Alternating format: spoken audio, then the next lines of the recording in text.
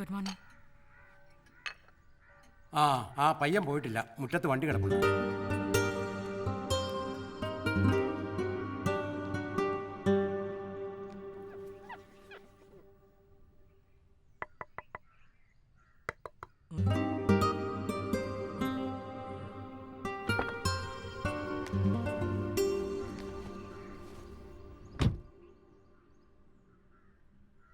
Sorry.